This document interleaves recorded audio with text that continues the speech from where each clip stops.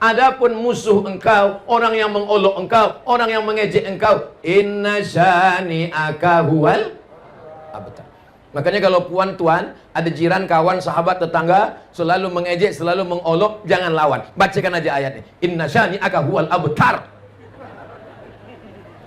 Kalau kita baca ayat ini, sebenarnya bunyi ayat ini macam-macam tak sesuai. Mana boleh Ustaz sebut ayat Quran tak sesuai? Bunyi ayat ini mestinya begini. Inna a'tainakal kautsar. Kami sudah bagi nikmat besar pada engkau. Fasholli li rabbika wanhar. Balaslah nikmat ini dengan sembahyang dan berkurban. Inna syani'aka huwal abtar. Musuh engkau mestilah engkau maafkan. Tapi ayatnya tidak begitu bunyinya.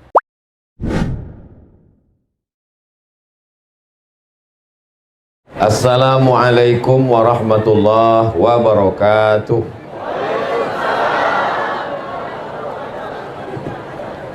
Anak raja menangkap balam, balam ditambat di tengah taman. Dari bunyi sambutan salam, nampak jamaah belum sarapan. Apa kabar semua saudara-saudara saya sehat? Alhamdulillahi rabbil alamin. Allahumma salli ala Sayyidina Muhammad wa ala ali Sayyidina Muhammad.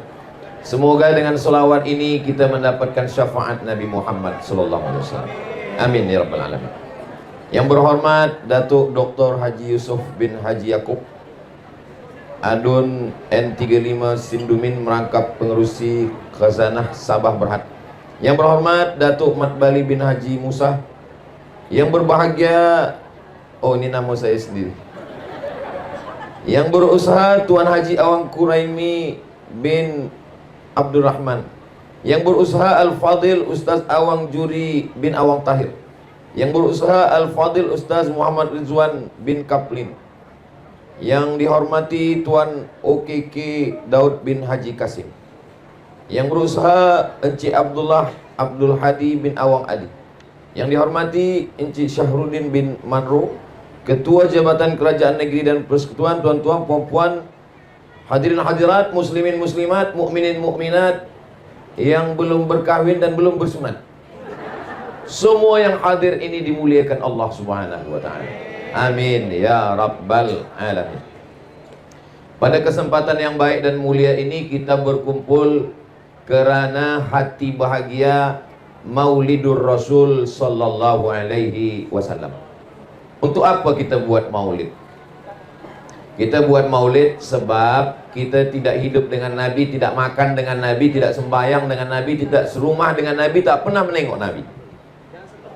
Sahabat Nabi tidak perlu buat maulid sebab mereka berjalan dengan Nabi, solat dengan Nabi, berperang dengan Nabi, tiap-tiap hari dengan Nabi.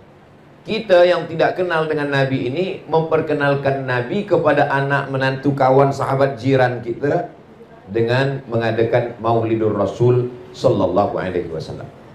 Isi maulid itu kata Imam Al-Hafiz Jalaluddin Abdurrahman As-Suyuti, isi maulid itu 5 saja, tak banyak-banyak. Yang pertama baca ayat Quran, yang kedua baca sejarah Nabi, yang ketiga ada tazkirah amar ma'ruf nahi munkar, yang keempat ada salawat, yang kelima ada doa. Jadi kalau dah cukup 5 itu, maka insya-Allah sudah boleh disebut dengan maulid. Makan kalau ada baik, tak ada pun tak apa. Makan sebagiannya membuat, karena itu bagian daripada sedekah. Di tempat saya namanya maulid arba'in. Arba'in 40. Disebut dengan maulid arba'in kerana maulid dibuat 40 malam. Jadi saya sangka 40 malam ni dah banyak betul maulid. Tiap malam lebih 1 bulan. Tapi bila saya pergi ke Aceh, ujung Sumatera bahagian atas sekali, saya tanya mereka, di sini maulid berapa lama? 90 hari, 3 bulan. Jadi kalau saya lah duduk di situ 3 bulan, balik gemuk. Makan Maulidur Rasul sallallahu alaihi wasallam. Jadi pada kesempatan yang baik dan mulia ini kita berselawat. Selawat pendek, Allahumma salli ala Sayyidina Muhammad wa ala ali Sayyidina Muhammad. Lain kepala, lain isinya, lain padang, lain belalang, lain lubuk, lain ikannya, lain kepala manusia, lain ya, cara dia buat selawat. Maghribi lain bunyi selawat, Sudan saya dengar lain bunyi selawat. Di Mesir pun dengan irama yang orang Melayu pun dengan lagu-lagu nagham dia. Maka ini semua adalah tradisi. Nabi tidak pernah melarang. Begitu juga dengan azan. Azan ada lagunya. Bayati, Soba, Sika, Nahawan, Jaharka, Ras. Maka itu semua baik semua. Jadi sesiapa yang membaca selawat dengan ada lagu, ada irama, baik. Bagi sesiapa yang tak suka, dia baca selawat lurus-lurus saja pun baik juga. Allahumma salli ala sayyidina Muhammad wa ala ali sayyidina Muhammad. Allahumma salli ala sayyidina Muhammad wa ala ali sayyidina Muhammad. Tapi ada orang yang suka dengan dilantunkan. Tadi bila saya turun, maka disambut dengan selawat. Maka kita pun juga di kampung saya, kalau ada akikah, ada walimah, ada nikah, ada pindah rumah, orang ramai-ramai berselawat. Ada pula berselawat dengan dipukulkan duf gendang. Maka memukulkan itu pun baik. Kata Nabi SAW, a'linu hadzal nikah. Kalau ada walimah nikah, jangan diam-diam. A'linu, buat isytiharkan beramai-ramai. Waj'aluhu fil masajid, buat akad nikah di masjid. Wadribu alaihi bidufuf, pukulkan gendang. Itulah kenapa ada tradisi memukulkan gendang. Ketika Nabi balik daripada perang, datang sahabat, seorang perempuan. Ya Rasulullah, ya, saya bernazar. Apa nazarnya? Saya bernazar, nanti kalau engkau pulang perang dengan selamat, saya akan pukulkan gendang ini. Boleh apa tak boleh? Kata Nabi, pukulkanlah gendang itu. Itulah mengapa di beberapa kawasan daerah memukulkan gendang. Hadrah. Hadrah diambil dari kata hadar. Hadrah maknanya merasakan kehadiran Nabi Muhammad sallallahu alaihi wasallam, seakan-akan dia hadir. Walaupun yang datang itu ustaz, habaib, maka ketika mereka datang disambut dengan tala'al badru alaina. Hadrah, merasakan kehadiran Nabi Muhammad sallallahu alaihi wasallam. Maulid dibuat di masjid, ramai, semua orang datang, puan, tuan, datuk, datin, baik, tak salah. Tak sanggup membuat di masjid, dibuat di rumah-rumah juga baik. Untuk apa? Untuk mengingatkan kepada anak keluarga kita. Kalau kita mati nanti, maka mereka pun juga akan buatkan maulid untuk anak-anak kita. Dan anak-anak kita pun nanti akan buatkan maulid pula untuk cucu-cucu kita. Dan kita buat macam ini sekarang, ini kita meneruskan tradisi yang dibuat oleh datuk-datuk kita dulu. Maka insya Allah sampai hari kiamat, negeri kita sepitang, betul?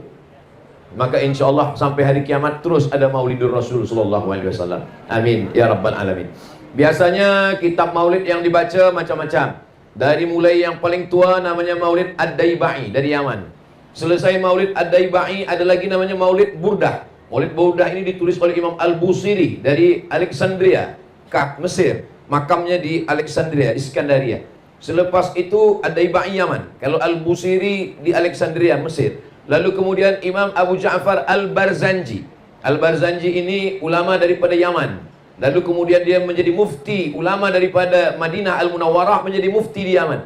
Beliaulah menuliskan syair-syair Al-Barzanji. Lalu kemudian daripada Yaman ada namanya Habib Ali Al-Habsyi. Maka kita sebut dia dengan Simtud Durar. Lalu kemudian sekarang masih ada lagi Habib Omar bin Hafiz menuliskan Maulid Ad-Diya'ul Lami'. Ini semua adalah maulid-maulid. Isi daripada syair-syair maulid ini 3. Yang pertama, sejarah Nabi. Yang kedua, solawat Nabi. Yang ketiga adalah doa-doa di dalamnya. Kadang orang campurkan antara Barzanji dengan Simtud Durar dengan Ad-Daibai. Yang biasa saya lantunkan dalam maulid. Maulaya salli wa sallim daiman abada ala habibika khairil khalqi kullihimi Muhammadun sayyidul kaunaini wa thaqalaini wal fariqaini min urbin wa min ajami. Muhammadun sayyidul kaunaini, Nabi Muhammad adalah pemimpin semesta alam. Sayyidul kaunaini wa thaqalaini, dari kalangan manusia dan jin. Min urbi wa min ajami, dari kalangan orang Arab dan orang ajam yang bukan Arab. Dialah pemimpinnya. Nanti ketika kita berkumpul semua di padang mahsyar, yang Arab, yang tak Arab, yang Nabi, yang tak Nabi, yang Yahudi, Bani Israel, semuanya pemimpin kita adalah Sayyidina wa Maulana Muhammad sallallahu alaihi wasallam. Innallaha wa malaikatahu yusalluna 'alan nabi. Allah berselawat, malaikat berselawat. Ya ayyuhalladzina amanu, hai orang yang beriman, sallu alaihi, berselawatlah kamu. Sallu alaihi wa sallimu taslima. Kata sahabat Nabi, kalau mengucapkan salam kami tahu. Assalamu alayka ya Rasulullah. Assalamu alayka ya Habibullah. Assalamu alayka ya awwala khalqillah. Assalamu alayka ya safwatullah. Assalamu alayka ayuhan nabiyyu wa rahmatullahi wa barakatuh. Tapi mengucapkan selawat kami tak tahu. Maka turunlah wahyu diajarkan kepada Nabi Muhammad. Nabi mengajarkan kepada kita, Allahumma salli ala sayyidina Muhammad wa ala ali sayyidina Muhammad. Tapi kata Syekh Ali Jum'ah, solawat yang paling elok adalah solawat yang ada Ibrahimnya di dalam. Maka disebut dia dengan solawat Ibrahimiyah. Allahumma salli ala sayyidina Muhammad wa ala ali sayyidina Muhammad kama sallaita ala sayyidina Ibrahim wa ala ali sayyidina Ibrahim. Allahumma barik ala sayyidina Muhammad wa ala ali sayyidina Muhammad kama barakta ala sayyidina Ibrahim wa ala ali sayyidina Ibrahim fil alamina innaka Hamidum Majid. Majlis, setiap majlis. Maka kadang kalau kita berjumpa dengan orang bila bersalaman, Allahumma salli ala sayyidina Muhammad. Allahumma salli ala sayyidina Muhammad. Kenapa orang kalau berjumpa bersalaman dia ucapkan salawat kepada Nabi? Karena kata Nabi, setiap ada majlis orang berkumpul, kalau tidak dibacakan salawat, maka majlis itu majlis bangkai, majlis busuk, majlis berbau.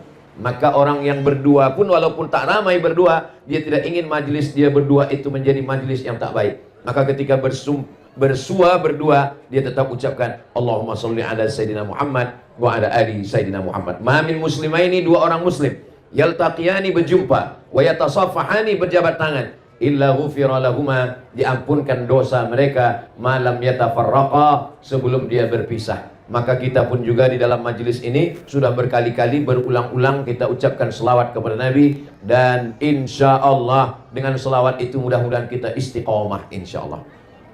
Ada model selawat yang di dalam selawat itu ada doa sekali.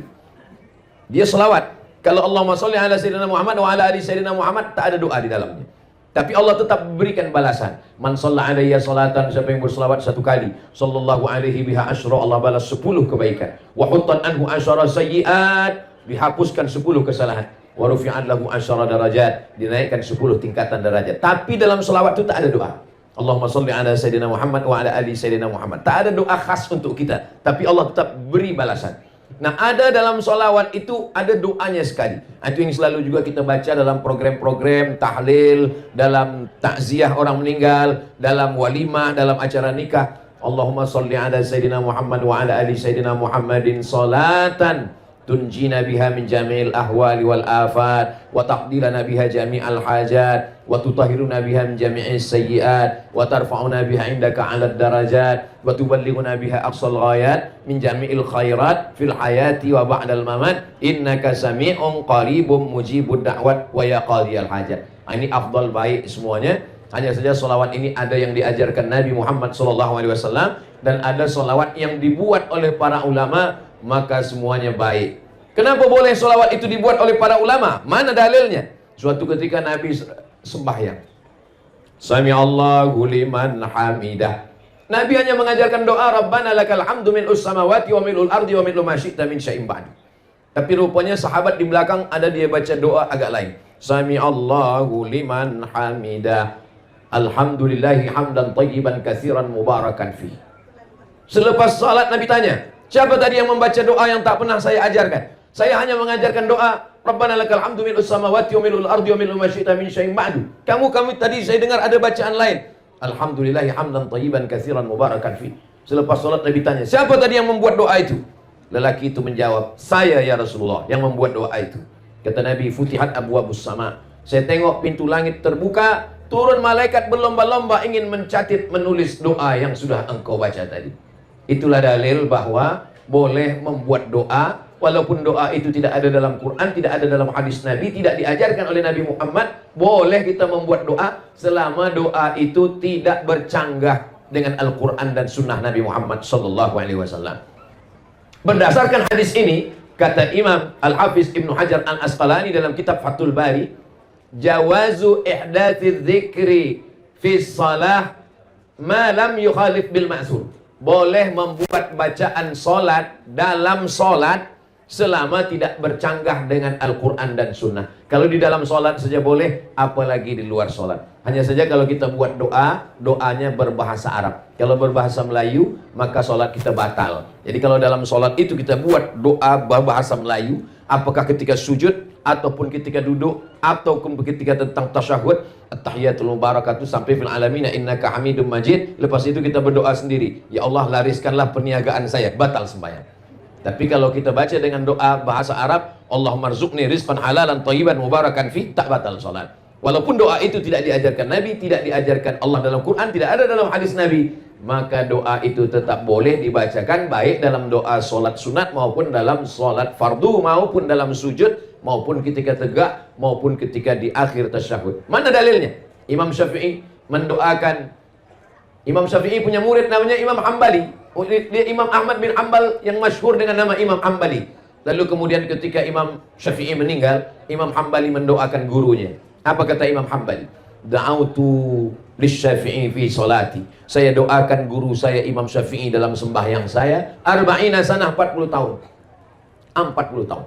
Apa bunyi doanya? Rabbi firli wali walidayya wali Muhammad bin Idris Asy-Syafi'i. Rabbi firli, ampunkan saya. Wali walidayya, ampunkan ibu bapa saya. Wali Muhammad bin Idris Asy-Syafi'i, ampunkan Imam Syafi'i.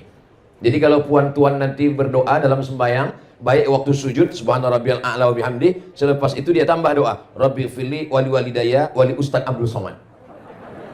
Boleh, tak salah, baik sunat fardu wali sunat. Tapi kalau doanya lupa bahasa Arab, ampunkanlah dosa Ustaz Somad, dia tadi tazkirah kejap saja tak lama, batal salat. Sebab bila ada keluar yang bukan bahasa Arab daripada mulut kita, batal. Tapi kalau kita bacakan dalam hati, boleh. Aqrabu ma yakunul 'abdu min rabbih wa huwa sajid. Seorang hamba paling dekat dengan Allah bukan waktu dia di Makkah, bukan waktu dia di Ka'bah, bukan waktu dia di Taman Raudhah. Orang paling dekat dengan Allah ketika dia sedang sujud. Fa'aksiru fihi du'a, maka perbanyaklah doa ketika sedang bersujud.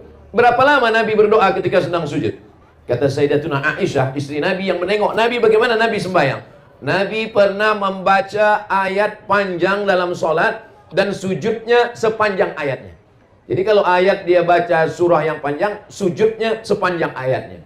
Tapi kenapa imam-imam kita hanya membaca setakat paling banyak 7? Karena kata Imam Al-Hasan Al-Basri, tasbih yang sikit 3, yang sedang 5, yang paling banyak 7. Subhana rabbiyal a'la wa bihamdi, subhana rabbiyal a'la wa bihamdi, subhana rabbiyal a'la wa bihamdi, subhana rabbiyal a'la wa bihamdi, subhana rabbiyal a'la wa bihamdi, subhana rabbiyal a'la wa bihamdi, subhana rabbiyal a'la wa bihamdi. Lebih daripada 7 makruh. Sebab apa? Sebab makmum berkunang-kunang. Makmum boleh sakit kepala, pusing kepala. Sebab apa? Sebab terlalu lama sujud. Maka yang dimaksud lama sujud ketika sedang sembahyang bersendirian. Solat sunat hajat, solat sunat tahajud, solat sunat witir, solat sunat di rumah. Adapun menjadi imam, idza amma ahadukum falyukhaffif. Kalau kamu menjadi imam, maka ringankanlah bacaannya. Tidak terlampau pendek, tidak terlampau panjang, tidak terlampau lama, tidak terlampau sekejap. Maka insya Allah mudah-mudahan amalan-amalan sunnah Rasulullah SAW dengan maulid ini dijelaskan oleh para alim, para ulama kita, dapat kita amalkan sehingga kita istiqomah. Dengan barakah maulid ini mudah-mudahan kita semua istiqomah insya Allah. Apakah Abdul Somad yang berada di atas, yang dimuliakan, yang disanjung-sanjung, yang dialu-alukan, yang disambut, yang dikawal lebih mulia daripada saudara saya yang di bawah kepanasan? Belum tentu.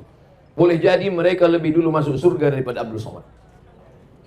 Betul apa tidak? Betul kata jamaah. Innallaha la yanzuru ila ajsamikum. Allah tidak menengok badan kamu. Wala ila suwarikum. Allah tak menengok rupa kamu. Walakin yanzuru ila qulubikum. Yang ditengok Allah adalah hati kamu, wa a'malikum, dan amal kamu. Dulu zaman Nabi Muhammad SAW, orang yang paling mulia adalah Quraisy, paling tinggi Quraisy. Arab yang keturunan Nabi Ibrahim. Di bawah Quraisy yang Arab. Arab tapi bukan keturunan Nabi. Yang di bawah itu lagi adalah Ajam yang bukan Arab. Yang paling bawah sekali adalah yang berkulit hitam dari Afrika.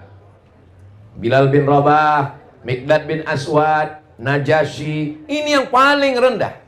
Maka ketika Nabi Muhammad SAW datang, maka yang paling tinggi jatuh ke paling bawah. Yang paling bawah naik ke paling atas. Siapa yang paling tinggi? Abu Lahab. Sebab Abu Lahab adalah anak Abdul Muthalib. Abdul Muthalib anak Hasim, Hasim anak Abdi Manaf, Abdi Manaf anak Qusay, Qusay keturunan Adnan, Adnan anak cucu Ismail, Ismail anak Ibrahim alaihissalam. Jadi Abu Lahab itu darahnya adalah darah Nabi Ibrahim, darah Nabi Ismail turun kepada Abu Lahab. Abu Lahab yang di atas turun ke bawah. tabbat yada abi lahabin wa tab ma aghna anhu maluhu wa ma kasab sayasla naran dzata lahab wa imra'atuhu hammalatal hatab fi jidha hablum min masad. Yang paling tinggi Quraisy menjadi jatuh ke bawah. Siapa yang paling rendah? Bilal. Bilal paling rendah sebab di Afrika. Kampung Bilal itu namanya Nubia. Ini Afrika, yang paling atas Mesir, di bawah Mesir Sudan, di situ ada kampung namanya Nubia. Berbatasan, bersempadan antara Mesir dengan Sudan itu ada kampung namanya Nubia, Afrika Utara. Orang Nubia ini warna kulitnya dua saja, hitam dan hitam sekali. Tak ada warna lain. Bilal bin Rabah yang paling bawah, paling rendah, miskin, hitam, budak, hamba sahaya, tak ada apa-apa. Tapi Bilal diangkat Allah menjadi paling atas. Bila Nabi mengangkat Bilal? Waktu Fathu Makkah, pembebasan kota Makkah, tahun 8 Hijrah, Nabi membersihkan Ka'bah, 360 patung berhala dari batu, dari besi, dari kaca, dari emas, dari perak, semuanya dihancurkan. Lalu kemudian tibalah masanya, siapa yang akan naik ke atas Ka'bah mengumandangkan azan? Nabi tidak memanggil Abu Bakar, Nabi tidak memanggil Umar, Nabi tidak memanggil Utsman, Nabi tidak memanggil Miqdad, Nabi memanggil Bilal bin Rabah. Wahai Bilal, naik ke atas. Bilal yang selama ini paling rendah, hitam, susah, miskin, budak, hamba saya. Bilal naik ke atas, dia yang mengumandangkan azan. Allahu Akbar, Allahu Akbar. Apa kata orang kafir musyrik jahiliyah di Makkah waktu itu? Alhamdulillah ayah saya dah mati sehingga tidak menengok burung gagak hitam ini naik ke atas Ka'bah. Jadi Islam bukan hanya setakat sembahyang, bukan hanya setakat puasa sunat, bukan hanya setakat berzikir baca Quran, bukan hanya setakat jaga malam tahajud, tapi juga bagaimana kita merendahkan hati kita, yang kita merasa lebih tinggi menjadi jatuh ke bawah, yang di bawah boleh naik ke atas. Inilah yang membuat Abu Jahal, Abu Lahab, dan Abu-Abu yang lain tak sanggup. Karena mereka untuk duduk bersama dengan Bilal ini merasa berat. Bilal yang susah, Bilal yang hitam, Bilal yang budak kami. Kenapa kami boleh satu majlis dengan Bilal? Nabi Muhammad SAW ingin mengangkat darjah manusia. Manusia ini sama di hadapan Allah Subhanahu wa taala. La fadla bainal Arabi wal Ajab. Tak ada beza antara yang Arab dengan yang bukan Arab. Wala farqa bainal abyadi wal aswad. Tak ada beza antara yang putih dengan yang hitam. Kullukum min Adam. Semua kamu dari Adam. Wa Adam min turab. Dan Adam dari tanah. Dari tanah balik kepada tanah, akan dimakan cacing tanah, masuk ke lubang tanah. Maka kita tiada kemuliaan. Kita mulia karena asyhadu an la ilaha illallah wa asyhadu anna Muhammadan Rasulullah. Kalimatu haqqin 'alaiha. Kalimat hak 'alaiha nahya, dengan itu kita hidup. Wa 'alaiha namutu, dengan itu kita mati. Wa biha nub'atsu, dengan itu pula nanti kita akan dibangkitkan di padang mahsyar bersama Nabi Muhammad dan masuk ke dalam surga bersama Nabi Muhammad sallallahu alaihi wasallam. Amin ya rabbal. Nabi memanggil Bilal. Bilal, ta'al, Bilal, kesini sekejap. Ada apa ya Rasulullah?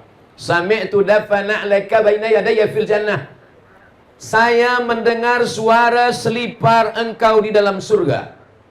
Lalu Nabi berkata kepada Bilal, apa amalan engkau wahai Bilal? Kata Bilal, saya tak pernah meninggalkan 2 rakaat selepas wudhu. Bagi yang sudah melaksanakan, alhamdulillah. Bagi yang masih ragu-ragu, dalilnya sahih, tiada keraguan sedikit pun hadisnya sahih. Malam nanti boleh, siang boleh, pagi boleh, petang boleh. Ambil wuduk, selepas ambil wuduk, usalli sunnatal wuduk raka'ataini lillahi ta'ala. Ini pun tak pernah dibuat Nabi. Salat sunat wuduk tak pernah dibuat Nabi. Salat sunat wuduk tak pernah disuruh Nabi. Salat sunat wuduk tak pernah diperintahkan Nabi. Nabi hanya mendengar suara selipar Bilal di dalam surga. Maka Nabi memanggil Bilal. Apa amal engkau wahai Bilal? Kata Bilal, saya tak pernah meninggalkan 2 rakaat selepas berwudu. Ini juga dalil bagi orang membantah yang mengatakan kalau tidak dibuat Nabi bid'ah. Pendek saja kaedah yang dibuat orang sekarang. Kalau tidak dibuat Nabi bid'ah. Seandainya kaedah itu yang dipakai Nabi, pasti Nabi memanggil Bilal. Bilal, kesini sekejap. Apa amal engkau? Amal saya solat sunat selepas wudu. Kalau tidak saya buat bid'ah, awak pelaku bid'ah, masuk neraka jahanam. Tapi Nabi tak ada mengatakan itu kepada Bilal. Nabi mengatakan bahwa amal engkau ini baik wahai Bilal. Itu namanya hadis takriri. Kalau ada orang mengatakan Nabi yang melakukan, hadis fi'li. Nabi yang mencakapkan, hadis qauli. Nabi tidak mencakapkan, Nabi tidak mengatakan, Nabi tidak mengucapkan, Nabi tidak melakukan. Tapi dia bersetuju dengan perbuatan sahabat. Hadis takriri. selepas Bilal ditanya. Waktu Bilal belum ditanya, hadis apa namanya? Maka dia bukan hadis. Kenapa Bilal boleh berani melakukannya? Karena perbuatan itu tidak bercanggah dengan Quran dan sunnah Rasulullah Sallallahu Alaihi Wasallam. Banyak sekali nama-nama solat yang tidak dibagi nama oleh Nabi Sallallahu Alaihi Wasallam. Masuk ke dalam masjid, keluar daripada masjid, masuk masjid, solat sunat 2 rakaat. Tadi kamu sembahyang apa? Solat sunat tahiyatul masjid. Nabi tak pernah bagi nama itu. Tunjukkanlah kita mana hadis yang Nabi bagi nama solat tahiyatul masjid. Tak ada. Nabi hanya mengatakan, idza dakhala ahadukumul masjid. Kalau kamu masuk masjid, fala yajlis, jangan duduk, hatta yusalli rak'ataini, hingga solat 2 rakaat. Namanya tak ada. Jadi membagi nama 2 rakaat tahiyatul masjid itu pun bid'ah, karena Nabi tidak pernah membagi nama itu. Jadi kalau kita mengatakan nama yang dibuat-buat itu adalah bid'ah, berarti apa namanya? Nanti bila saya ditanya orang, tadi Ustaz Somad solat apa? Tadi saya solat apabila kamu masuk masjid maka janganlah duduk kecuali solat 2 rakaat. Panjang betul namanya. Maka dibuatlah nama yang pendek, solat sunat 2 rakaat. Solat sunat nisfu Sya'ban. Tak pernah Nabi membuat solat sunat nisfu Sya'ban. Tapi memperbanyak solat sunat di malam nisfu Sya'ban adalah amalan Nabi. Solat apa namanya? Bersesuaian dengan nisfu Sya'ban. Solat nisfu Sya'ban. Nabi bertamu ke rumah sahabat. Sampai di rumah sahabat, Nabi diberikan jamuan makan. Selepas makan Nabi minum. Selepas minum Nabi bertanya, aina turidu an usolli?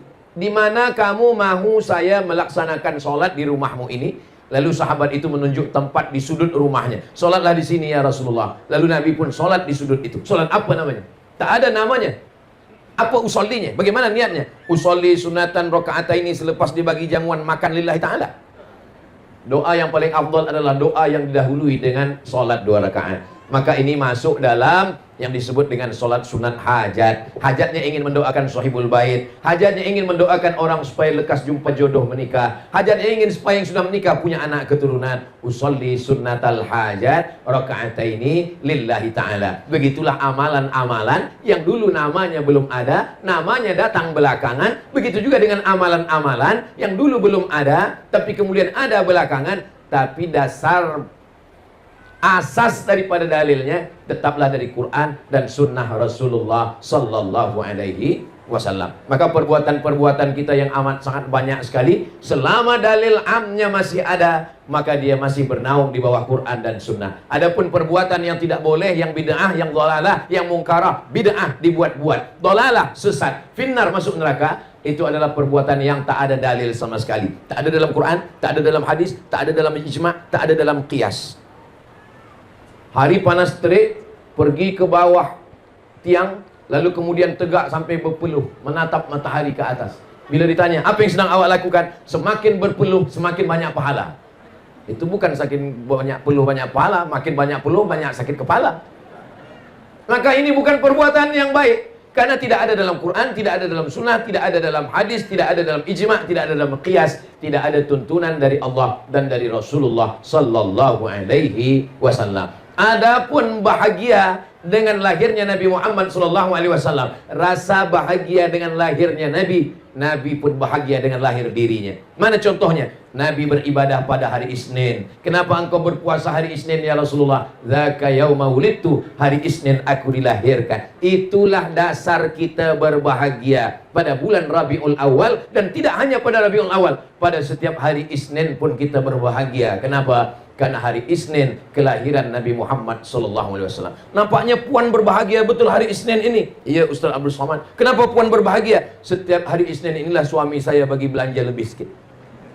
Supaya apa? Supaya saya memasak, supaya saya siapkan gulai, supaya saya siapkan manisan, supaya saya undang jemput jiran tetangga semuanya. Kami membaca maulid, kami berzikir, kami berselawat, kami berdoa di rumah yang kecil. Maka setiap rumah membuat anak menantu tahu, itu kita sudah mewariskan sesuatu tradisi yang baik. Man sanna fil islami sunnatan hasanatan, siapa yang membuat sesuatu yang baik, falahu ajruha, dia dapat pahalanya, wa ajru man amila biha, orang yang meneruskannya nanti selepas dia mati juga akan dapat pahalanya sampai pada hari kiamat, min ghairi an yanqusa min ujurihim syai'un, tanpa mengurangi pahala orang yang membuat pertama kali. Jadi siapa pertama kali yang membuat maulid, menyusun syairnya, menyusun selawatnya, dikumpulkan orang ramai, maka sampai hari ini dia mendapatkan pahalanya. Mudah-mudahan kita yang hari ini, ada anak-anak kita yang hadir, belia-belia kita, nanti selepas kita mati menghadap Allah, kita akan meneruskan tradisi ini. Maka insya Allah kita yang sesudah mati pun juga akan dapatkan pahala amal jariahnya insya Allah. Amin ya Rabbal Alamin. Nabi Muhammad SAW selama di kota Makkah Al-Mukarramah 13 tahun. 40 tahun dapat wahyu, 13 tahun setelah dapat wahyu. 40 tambah 13, 53 tahun. Nabi tidak ada kekuasaan. Dia sembahyang di samping Ka'bah. Datang Abu Jahal, Abu Lahab mencekik, menyungkup kepala dia dengan kain. Mereka siramkan dengan kotoran. Itulah kenapa tidak ada solat fardu di masjid selama di kota Makkah.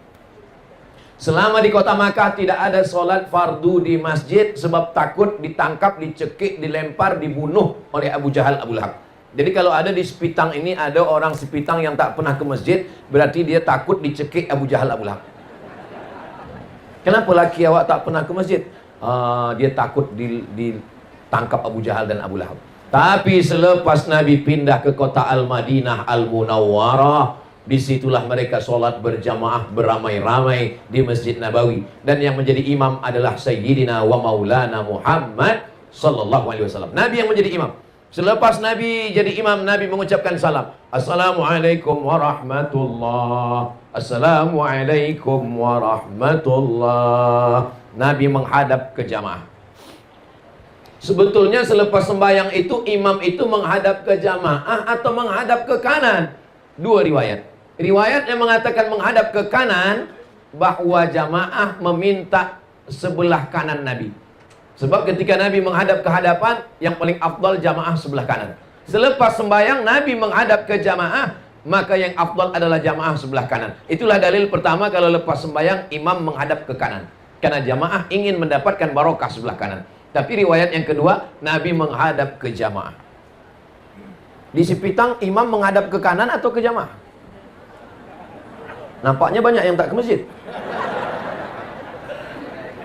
Nabi menghadap ke jamaah, itu adalah riwayat yang kedua. Sebab Nabi selepas dia sembahyang, dia menghadap ke jamaah, dia nak cek satu-satu. Aina fulan, asyahidun fulan, asyahidun fulan, asyahidun fulan, mana si fulan, mana si fulan, mana si fulan. Kenapa tidak datang solat berjamaah? Sekarang banyak saya tengok imam, selepas sembahyang dia menghadap ke jamaah, tapi mata dia menunduk. Sebab dia pun takut dengan jamaah. Kalau saya jadi imam, saya selepas sembahyang tak pernah saya menghadap ke jamaah. Kenapa? Sebab saya tak ada kuasa nak menanya mana si fulan, mana si fulan. Kenapa tak datang? Maka saya kalau jadi imam, selepas saya sembahyang saya hadap ke kanan. Berzikir. Nabi SAW menghadap itu karena dia ada kekuasaan.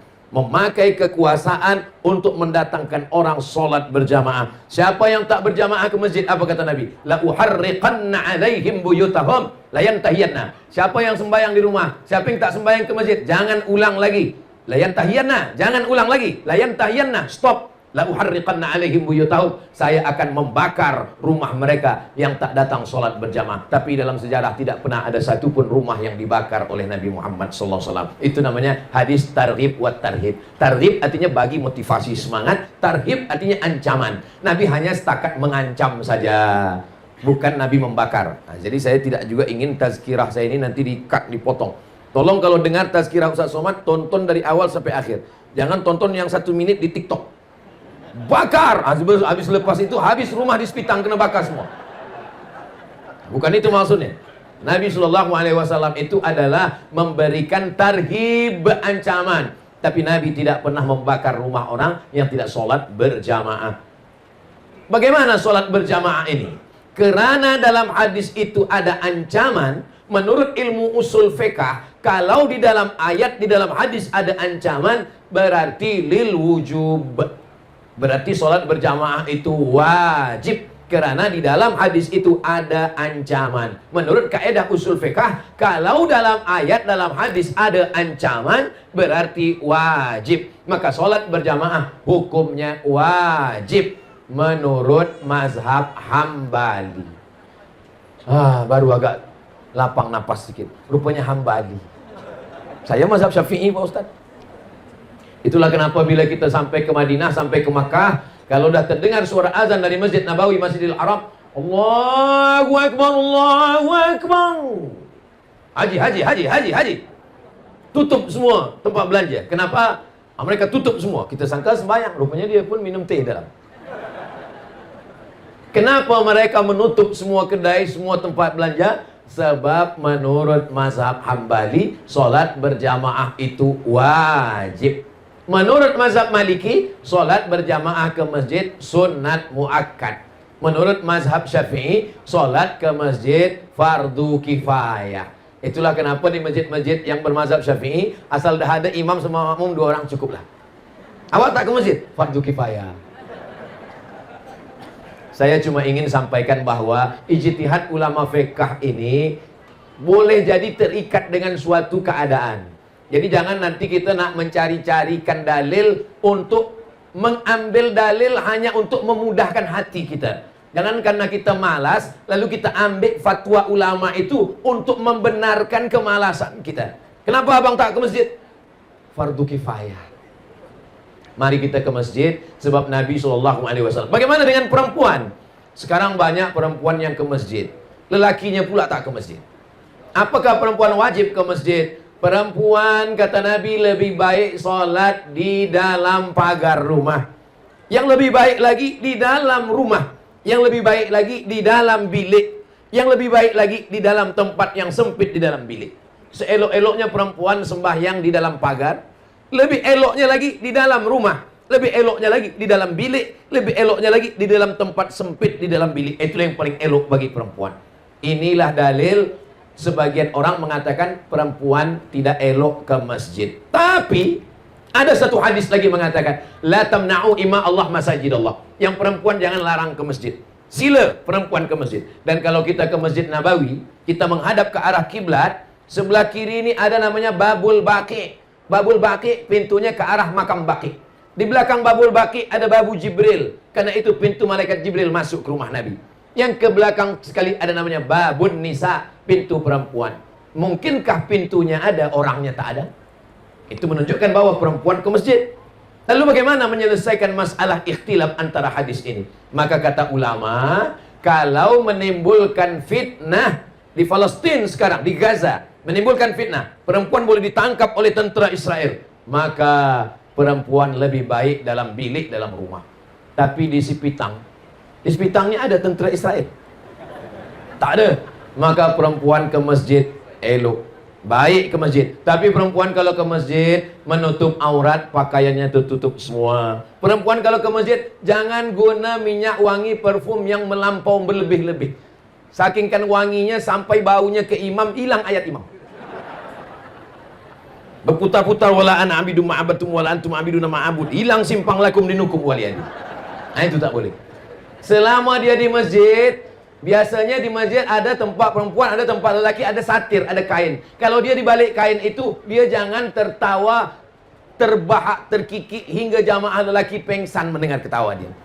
Selama dia di masjid, dia tidak ribah menceritakan aib orang lain. Dia berzikir, bertasbih, bertahmid. Apalagi kalau dah terbiasa dengan maulid, banyak bersalawat. Allahumma salli ala sayyidina Muhammad wa ala ali sayyidina Muhammad. Datang kawan dia bercerita, macam mana laki si fulan, anak si fulan, menantu si fulan. Allahumma salli ala sayyidina Muhammad wa ala ali sayyidina Muhammad.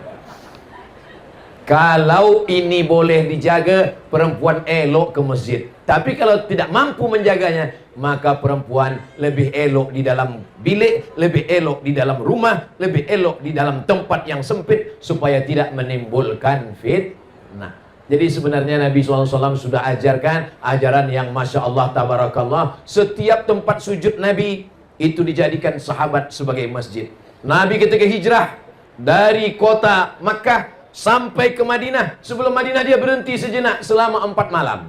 Hari Isnin dia sampai, malam Selasa, malam Rabu, malam Khamis, malam Jumat. Kebetulan ini hari Jumat. Malam Selasa, malam Rabu, malam Khamis, malam Jumat. 4 malam dia di Quba.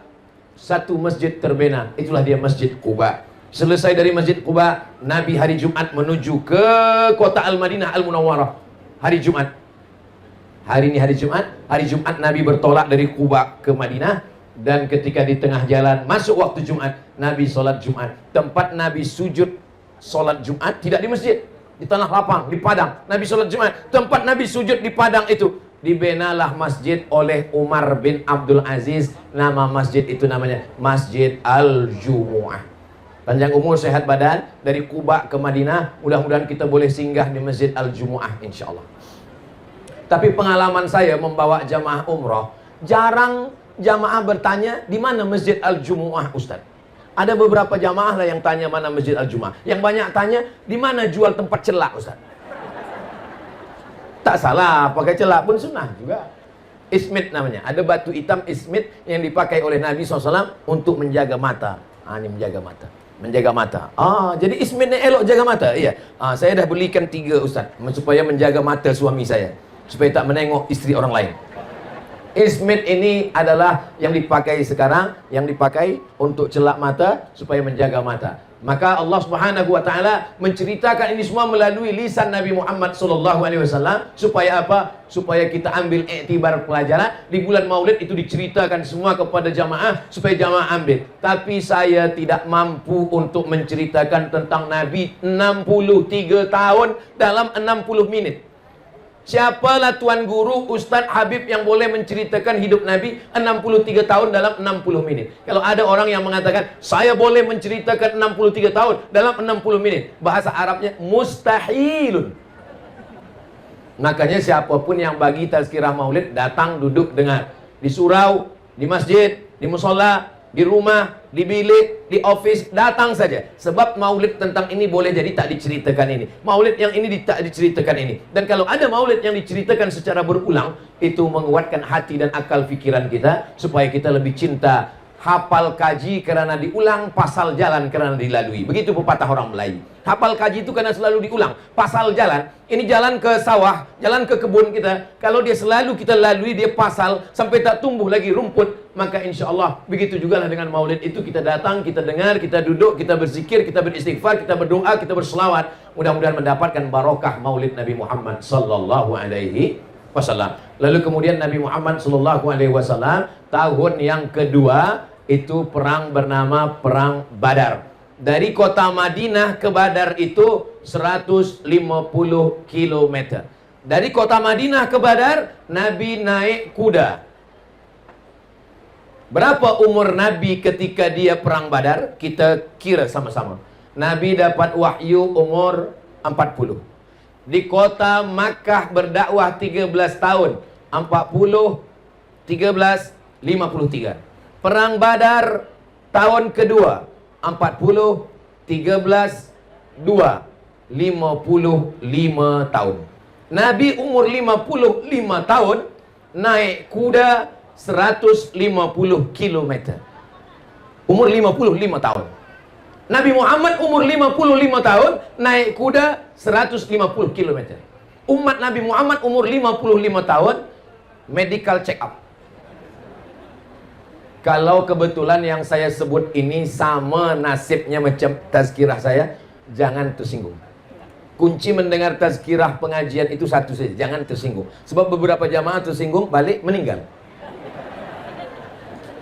Saya bukan berarti saya sihat, enggak. Saya pun ada juga sakit-sakit. Saya banyak jamaah tanya, saya tengok ustaz ini sihat saja. Saya bilang saya sehat, sebab saya tak pernah ke hospital. Kalau kita ke hospital, dia medical check up, pasti dia katakan sakit. Tapi saya tetap ke hospital membawa anak saya. Baru pekan lalu saya ke hospital membawa istri saya, membawa anak semua. Jangan tambah rukun iman kita menjadi 7. Antuk minabillah wa malaikatihi wa kutubihi wa rusulihi wal yaumil akhir wa bil qadri khairihi wa syarrihi wa hospitalihi.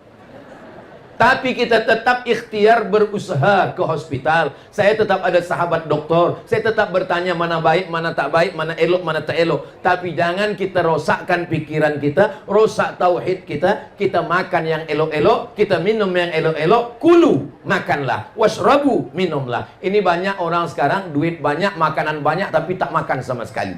Nak dikasih makan kambing, kolesterol.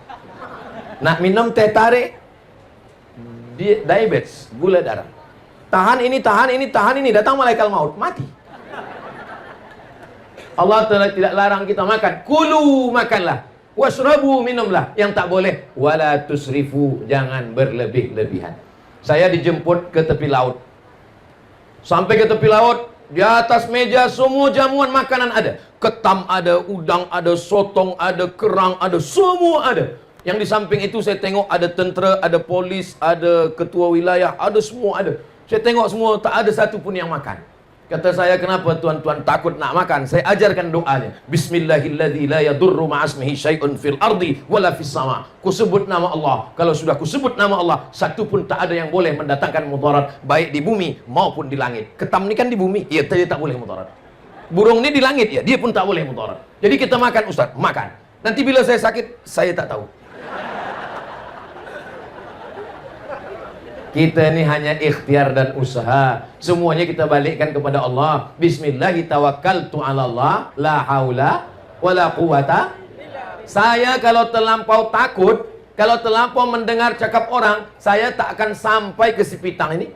Ustaz nak ke mana? Saya nak pergi ke Malaysia. Malaysia di mana? Malaysianya nanti ke Sabah, ke Sarawak. Dari Pekanbaru Riau, transit di KLIA. Dari KLIA terbang ke Kota Kinabalu. Dari Kota Kinabalu terus sekarang Sipitang. Nanti terus lagi esok sampai ke Bintulu. Nanti lalu kemudian Sibu. Dari Sibu baru balik. Kalau didengarkan cakap orang, oh jauhnya. Belum lagi kita berjalan, kita dah mati duluan. Hidup ini sebenarnya tidak susah. Hidup ini sebenarnya tidak payah. Hidup ini tidak sulit. Hidup ini tidak sakit. Yang susah, yang payah itu adalah mendengarkan komen orang. Betul tak betul? Banyak yang mengaku betul. Zaman dulu, kalau kita duduk di rumah, kita kunci pagar, kita kunci pintu, kita kunci tingkap, kita kunci rumah, kita tak dengar komen orang. Zaman sekarang, kita kunci pagar, kita kunci bilik, kita kunci tingkap, kita kunci pintu, kita kunci rumah, kita duduk di rumah, kita tetap di komen orang. Di mana? FB, Instagram, YouTube. TikTok paling banyak. Maka yang paling tenang adalah kalau kita tidak mendengarkan cakap orang. Cakap orang ini 1000 orang, 2000 cakapnya. Cakapnya lebih banyak daripada mulutnya. Maka yang paling tenang adalah betul kata Allah, betul kata Rasulullah, betul kata ulama, sir ala barakatillah. Bismillahi tawakkaltu ala Allah, la haula wala quwata illa billah. Saya nak masuk hutan. Saya dalam program 6 bulan sekali masuk ke hutan. Saya dengar kabar Ustaz nak masuk ke hutan. Iya. Oh, hutan ni banyak hantu, Ustaz. Nanti bila Ustaz masuk ke dalam hutan, orang hutan ni nanti bagi Ustaz jampi-jampi, Ustaz kena racun, Ustaz nanti ditangkap harimau. Ustaz, saya dah balik 10 tahun masuk hutan sampai sekarang. Harimau pun tak ada selera nak makan.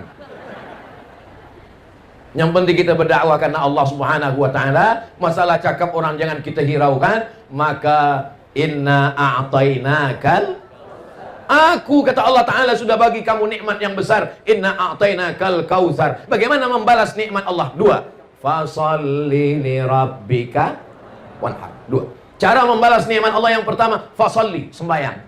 Tegak, rukuk, sujud, duduk, terus sujud, tasyahud, salam, zikir, doa. Fasalli li rabbika wanhar. Wanhar berkurban. Duit, beli kambing, beli lembu, berkurban. Fasalli li rabbika wanhar. Adapun musuh engkau, orang yang mengolok engkau, orang yang mengejek engkau, inna syani'aka huwal abtar. Makanya kalau puan tuan, ada jiran, kawan, sahabat, tetangga selalu mengejek, selalu mengolok, jangan lawan. Bacakan aja ayat ini. Inna syani'aka huwal abtar. Kalau kita baca ayat ini, sebenarnya bunyi ayat ini macam-macam tak sesuai. Mana boleh Ustaz sebut ayat Quran tak sesuai? Bunyi ayat ini mestinya begini. Inna a'tainakal kautsar. Kami sudah bagi nikmat besar pada engkau. Fasalli li rabbika wanhar. Balaslah nikmat ini dengan sembahyang dan berkurban. Inna syani'aka huwal abtar. Musuh engkau mestilah engkau maafkan. Tapi ayatnya tidak begitu bunyinya. Inna a'tainakal kautsar. Kami berikan engkau nikmat yang besar. Fasalli li rabbika wanhar. Balas nikmat Allah dengan salat dan berkurban. Inna syani'aka huwal abtar. Musuh engkau jangan engkau pikirkan, serahkan kepada Allah Subhanahu wa taala. Kalau saya pikirkan haters yang attack, berapa kali akun FB hilang? Berapa kali akun-akun itu kena ban, tapi kita tak fikirkan itu. Iyakah Ustaz Somad tak fikirkan komen-komen orang di Instagram, di YouTube, di TikTok semua? Saya baca, tapi tak saya pikirkan. Saya baca. Ada beberapa yang saya ingat. Ada beberapa komen yang saya ingat. Ustaz, jadikan aku yang kedua. Itu saya ingat sikit. Yang perlu kita pikirkan macam mana kita mati husnul khatimah. Amin. Yang perlu kita pikirkan macam mana selama di alam barzah ada amal yang mengalir. Amin. Yang perlu kita pikirkan macam mana bangkit di padang mahsyar kita termasuk yang dapat naungan aras. Amin. Yang kita pikirkan macam mana waktu meniti titian siratal mustaqim kita yang kencang macam kilat. Amin. Yang perlu kita pikirkan macam mana ketika nanti dihisab kita termasuk yang tidak kena hisab terus saja masuk ke dalam surga Allah Subhanahu wa taala. Bila jamaah si pitang ini nanti masuk surga, amin. Semua jamaah si pitang ini masuk surga, amin. Sampai di surga mereka bertanya kepada malaikat, malaikat, mana Ustaz Abdul Somad? Malaikat menjawab, Ustaz Abdul Somad dah lama tunggu di VVIP. Amin. Sebenarnya saya nak minta amin tu. Cuma cara saya begitu. Kadang doa kita untuk diri kita belum tentu makbul. Kenapa? Karena doa kita untuk diri kita. Tapi kalau doa orang lain untuk kita. Saya banyak jamaah bertanya, kami kawal Ustaz Somad, kami menemani Ustaz Somad, kami berkhidmat dengan Ustaz Somad saja letih kami. Ustaz tazkirah lagi, bagi ceramah lagi, 1 hari 3 kali, pagi, siang, malam, macam makan ubat. Kenapa Ustaz sihat-sihat saja? Apa Ustaz makan? Saya makan roti canai. Apa Ustaz minum? Saya minum teh tarik. Kenapa Ustaz sihat? Saya yakin dan percaya saya sihat karena doa orang si pitang. Karena mereka pasti semua berdoa, ya Allah, panjangkan umur Ustaz Somad, sampaikan dia ke si pitang ni ya Allah. Selepas dia sampai ke sini, selepas itu terserahlah ya Allah. Nak mati dia matilah. Selepas dari sini, orang Bintulu pula doakan saya, Ustaz Abdul Somad, sampaikan dia ke Bintulu. Selepas sampai Bintulu ni, aku serahkan dia pada Engkau ya Allah. Selepas itu orang Sibu pula berdoa, teruslah. Jadi Ustaz ni bila rehatnya? Pergi ke Sipitang, pergi ke Bintulu, pergi ke Sibu, nanti balik dari sini pergi ke Riau, balik dari Riau pergi lagi ke Palembang, Sumatera Selatan. Selepas itu pergi lagi. Bila Ustaz rehat? Rehatnya nanti bersama orang baik di surga Jannatul Firdaus. Ar-Rahah fil Jannah. Rahah itu nanti di surga. Banyak orang menyangka nanti nampaknya anak-anak ni kalau dia dah universiti kita agak rehat sikit. Rupanya makin universiti makin tak rehat. Nampaknya nanti kalau anak ni dah berkahwin, dah menikah, dah ada isteri, dah ada suami, kita agak rehat sikit. Rupanya selepas dia menikah, dia punya anak-anak dia pula dia letakkan di rumah kita. Nampaknya nanti kalau cucu kita nenek besar, kita dah rehat sikit. Rupanya makin banyak, makin tak rehat, makin bising, makin banyak, makin tak sempat mengaji, makin tak sempat tahajud, makin tak sempat duha, makin kena air kencing, makin banyak masalah. Jadi sebenarnya rehat kita ni bila? Nampaknya nanti kalau dah pencen rehat, rupanya pencen tak juga rehat. Kenapa? Sibuk pula nak menonton filem India dan Korea. Jadi sebenarnya rehat kita ni bila? Kita rehat nanti di surga bersama Rasulullah sallallahu alaihi wasallam. Laqad khalaqnal insana fi kabad. Kami jadikan manusia itu dalam hidup ini sulit, susah, payah. Tapi susahnya orang beriman menjadi pahala. Berpanas-panas, berjalan kaki, berpeluh keringat, tetes air mata dan darah. Semua yang datang dalam tazkirah Maulidur Rasul ini, yang datang dari pagi hinggalah ke siang, yang tak dapat tenda, yang tak dapat atap, yang tak dapat payung, yang kena panas, setiap tetes peluh keringatnya dibalas syafaat Nabi Muhammad sallallahu alaihi wasallam. Tadi saya mula pukul 9 lewat 9 suku, sekarang dah pukul 10 suku. Walaupun saya tak tengok jam saya, tapi terasa dari kaki ni terasa dah 1 jam saya tegak berdiri. Mudah-mudahan 1 jam bersama ini semuanya bernilai amal soleh. Bagi yang menyampaikan menjadi amal jariah, bagi yang mendengar dan nanti disampaikan kepada anak-anak, cucu, menantu, kawan, jiran kita, semuanya juga menjadi amal jariah insyaAllah. Bagi yang boleh sampaikan dengan lisan, sampaikan ke anak menantu di rumah dengan lisan. Bagi yang tak boleh menyampaikan dengan lisan, maka boleh nanti dia share ulang di channel Ustaz Abdul Somad Official. Subscribe, like, share, and comment. Jangan lupa selamatkan anak-anak kita, masukkan ke Ma'had Tahfiz Al-Quran. Ada ustaz kita dari Jordan, dari Jordania. Jangan lupa selamatkan anak kita, sebab kita semua akan ditanya, la tus'alunna yauma idzin 'anin Naim, semua nikmat akan ditanya. Kullukum ra'in, setiap ayah, setiap bunda akan ditanya di hadapan Allah. Wa kullukum mas'ulun ar-ra'iyati, tentang anak, tentang istri, sehelai rambutnya yang nampak akan ditanya. Maka pendidikan agama juga akan ditanya. Maka belikan kitab sejarah supaya anak kita tahu tentang Nabi Muhammad sallallahu alaihi wasallam. Di akhir majelis, mari kita sama berdoa kepada Allah. Mudah-mudahan kita semua istiqamah iman dan Islam. Anak-anak kita soleh dan solehah, keluarga kita sakinah, mawaddah warahmah, si pitang baldatun thayyibatun wa rabbun ghafur, pemimpin kita adil dan amanah. Ala hadhihi niyah al-fatihah.